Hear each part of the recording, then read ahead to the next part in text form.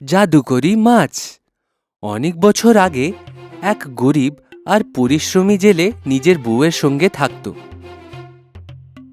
জেলে নিজের বউকে খুব ভালোবাসত, কিন্তু বেচারা গরিব ওকে খুশি রাখতে পারত না। জেলের বউ সব সময় ওর উপরে রেগে থাকত। জেলে শত চেষ্টা করত, কিন্তু ওর বউ কখনো ওর উপরে খুশি হতো না। এসে গেলে বাড়ি, সেই ওই মাছ এনেছো? তোমার মাছের গন্ধে আমার ঘর খারাপ হয়ে গেল। আমি এখন এই দরিদ্রতাতে অসহায় হয়ে গেছি। রেগে কেন আছো? আমি পুরো চেষ্টা করছি যে তোমাকে খুশি রাখতে পারি। কিছু বছর দাঁড়িয়ে যাও, আমি পয়সা বাঁচিয়ে তোমাকে একটা ভালো ঘর নিশ্চয়ই দেব। চলো সরো, সব সময় মিথ্যে। আমাকে তোমার মতো গরিব জেলের সাথে বিয়ে করা উচিত হয়নি। বেচারা জেলে নিজের বউয়ের ভালোবাসার জন্যে ছটফট করত, কিন্তু ও কখনো হার মানেনি। পরের দিন সে আবার বেরিয়ে পড়ল পুকুর থেকে মাছ ধরার জন্যে। অনেক দেরি পর্যন্ত বসার পরও ওর হাতে কিচ্ছু আসলো না। এখন আমি কি করি? যদি খালি হাতে ঘরে যাই তো আমার বউ আরো বেশি রেগে যাবে। হে ভগবান, আমার সাহায্য করো। জেলে চিন্তাতে মগ্ন ছিল। তখনই ওর হাতে একটা ঝলমলে মাছ ধরা পড়ল। জেলে ওই মাছকে দেখে খুব খুশি হলো, আর তখনই মাছ বলতে লাগলো, দাঁড়াও, আমি এক জাদুই মাছ। আমি তোমার ব্যাপারে সব জানি। যদি তুমি আমাকে ছেড়ে দাও, আমি তোমাকে একটা বরদান দেব। জেলে কথা বলা মাছকে দেখে আশ্চর্য হয়ে গেল, কিন্তু যখন সে জানতে পারল যে মাছ এক জাদুকর মাছ, তখন সে মাছকে আবার জলে ফেলে দিল আর দৌড়ে নিজের স্ত্রীর কাছে গেল। জানো আজ আমার সঙ্গে কি হলো? চুপ করো। এরম ভাবে দৌড়ে দৌড়ে আসলে আমার মনে হলো অনেক বেশি মাছ এনে থাকবে, কিন্তু তুমি তো খালি হাতে এসেছো। তো এরম ভাবে লাফাচ্ছ কেন? জেলে নিজের বউয়ের রাগকে গ্রাহ্য করল না, আর সে জাদু মাছের ব্যাপারে সব কথা বলে দিল। প্রথমে তো ওর স্ত্রী কোনো কথাই বিশ্বাস করল না। তারপর যখন তার বিশ্বাস হলো, তখন সে বলল, আরে মূর্খ মানুষ, তুমি জাদুই মাছ ধরলে আর ওকে কোনো কিছু না চেয়ে ছেড়ে দিলে। তুমি এক কাজ করো, এক্ষুনি যাও আর ওই মাছ থেকে আমাদের জন্য একটা বড় ঘর চাও। এ কি? মানছি আমি জাদু মাছ ধরেছি, কিন্তু ওর থেকে চাওয়া আমার ঠিক মনে হচ্ছে না। যদি তুমি মাছের থেকে আমাদের জন্য বড় বাড়ি না চাও, তাহলে আমি সারা জীবন কথা বলবো না। স্ত্রীর কথায় বাধ্য হয়ে জেলে নিজের মন মেরে আর একবার নদীর কাছে চলে গেল। নদীর কাছে গিয়ে দেখল যে জলের রং বদল হচ্ছিল। জলের রং এখন সবুজ হয়ে গেছিল। জাদু মাছ, ও জাদু মাছ, আমি ওই জেলে যে তোমার প্রাণ বাঁচিয়েছিলাম। তুমি কি এখানে আছো? জেলের আওয়াজ শুনে জাদুই মাছ জল থেকে বেরিয়ে আসলো। কি হলো? আমাকে কেন ডাকছো তুমি? আমার স্ত্রী চায় কি ও এক বড় ঘরে থাকুক। তুমি কি তোমার জাদু দিয়ে আমার কুটিরকে একটা বড় ঘর বানাতে পারবে? তুমি চিন্তা করো না, ঘরে ফিরে যাও। তোমার বউয়ের ইচ্ছা পুরো হয়ে গিয়ে থাকবে।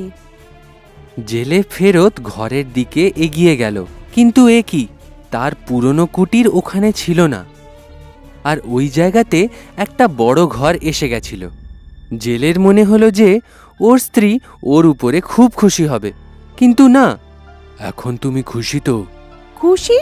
না, একদম না। আমাকে এখন এর থেকেও বড় ঘর চাই, মহলের মতো। আর আমি হব ওই মহলের রানী।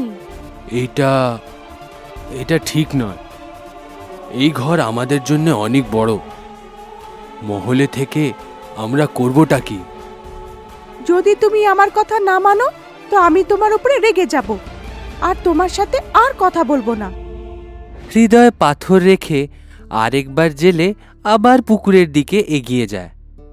আরও সেইখানে গিয়ে দেখে যে পুকুরের রং লাল হয়ে গেছে। জেলে আরেকবার মাছকে আওয়াজ দেয়, জাদু মাছ, ও জাদু মাছ, আমি সেই জেলে যে তোমার প্রাণ বাঁচিয়েছিলাম, তুমি কি এইখানে আছো? জেলের আওয়াজ শুনে জাদুকর মাছ আবার জল থেকে বাইরে এসে গেল। কি হলো? কেন ডাকছো তুমি আমাকে? আমি ভেবেছিলাম আমার স্ত্রী বড় ঘর দেখে খুশি হবে, কিন্তু এখন সে মহলের রানী হয়ে থাকতে চায়। তুমি ঘরে যাও, তোমার এই ইচ্ছে পূরণ হবে। তোমার স্ত্রী এক মহলের রানী হবে। জেলে আবার ফেরত ঘরে যায়। তো ওর বড় ঘর নিরুদ্দেশ ছিল, আর ওর জায়গাতে একটা বড় সুন্দর মহল ছিল, যার রানী অন্য কেউ না বরং তার স্ত্রী ছিল। আসো আসো, এখন আমি রানী। কিছুদিন তো সব ঠিক ছিল, কিন্তু তারপর ওর স্ত্রী অস্থির হয়ে গেল, আরও বলল যে সে সম্রাজ্ঞী হতে চায়। রানী হওয়া আমার জন্য অনেক না, এখন আমার সম্রাটনী হওয়ার আছে। এরম করো না, লোভ একদম ভালো নয়। তুমি জানো না, যদি আমার ইচ্ছা পূরণ না করো তাহলে আমি তোমার সাথে কথাই বলবো না। ঠিক আছে, যেরকম তুমি চাইবে সেরকমই হবে। অনেক মুশকিলে মনকে সামলে জেলে আবার পুকুরের দিকে এগিয়ে গেল। আর ওইখানে গিয়ে সে দেখল জলের রং খুব বাজে হয়ে গেছে। তাও সে মাছকে আওয়াজ দিল আর নিজের ইচ্ছে বলল, যাও, তোমার বউ এখন সম্রাটনী হয়ে গেছে। জেলে দৌড়ে নিজের ঘরের দিকে গেল, আর সে দেখল যে তার স্ত্রী সত্যিতে সম্রাজ্ঞী হয়ে গেছে। আর সে ভাবল এখন সে খুশি থাকবে। আমি এখন সম্রাটনী, আমার থেকে কেউ ভালো নয়। এখন তুমি খুশি আছো তো? আমি জানি না। অনেক দিন পেরিয়ে গেল, কিন্তু স্ত্রী খুশি ছিল না, আর ওর রাতে ঘুমও আসতো না। এক রাত সে ভাবতে ভাবতে রাত পর্যন্ত জেগেছিল। অনেকক্ষণ পরে শেষ পর্যন্ত স্ত্রীর ঘুম আসলো, কিন্তু ততক্ষণে সকাল হয়ে গেছিল। সূর্য এত তাড়াতাড়ি কি করে উঠে গেল? আমার এখনো ঘুমই পুরো হয়নি। স্ত্রী রেগে জেলেকে ঘুম থেকে ওঠালো। ওঠো, তাড়াতাড়ি ওঠো। আমি সূর্য আর চাঁদকে নিজের বশে করতে চাই। এ কি বলছো? এসব প্রকৃতি, এর বিপরীত কিছু করা উচিত নয়। তুমি চুপ করো। যদি তুমি মাছের থেকে না চাও তো আমি খুব দুঃখ পেয়ে যাব। বাধ্য হয়ে আরেকবার সে বাইরে চলে গেল, আরও আবার মাছকে আওয়াজ দিল। ততক্ষণে ওইখানে পরিস্থিতি খুব খারাপ হয়ে গেছিল, আর ঝড়ও হতে শুরু হয়েছিল। জলের রং এখন পুরোপুরি কালো হয়ে গেছিল। তবুও সে সেই জাদুকর মাছকে আরেকবার আওয়াজ দিল, আমার স্ত্রী সর্বশক্তিমান হতে চায়। যাও, তোমার বউ যেরকম চায় সেরমই হবে। জেলে দৌড়ে ফেরত গেল, কিন্তু এ কি, মহল পুরো খালি ছিল, আর ওইখানে কেউ ছিল না। ভয় পেয়ে জেলে পুকুরের কাছে ছুটে চলে এলো। ওইখানে সব আগের মতন হয়ে গেছিল, আর জল আবার পরিষ্কার হয়ে গেছিল। জাদু মাছ, ও জাদু মাছ, আমি সেই জেলে যে তোমার প্রাণ বাঁচিয়েছিলাম, তুমি কি এখানে আছো? জেলের আওয়াজ শুনে জাদুকর মাছ জল থেকে বাইরে এসে গেল। কি হলো? কেন ডাকছো তুমি আমাকে? আমার স্ত্রী নিখোঁজ। কি তুমি কি জানো সে কোথায় আছে? হ্যাঁ, তোমার স্ত্রী সর্বশক্তিমান হতে চায়, আর সর্বশক্তিমান তো দেখা দেয় না, তাই তোমার স্ত্রীও উধাও হয়ে গেছে। জেলে যখন এই কথা শুনল তখন সে খুব কাঁদল। না না, আমাকে আমার স্ত্রী ফিরিয়ে দাও। আমি ওকে অনেক ভালোবাসি।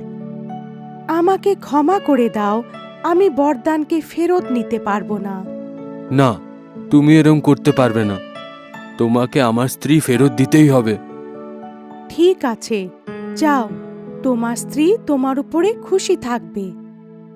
জেলে আবার ফেরত যায়।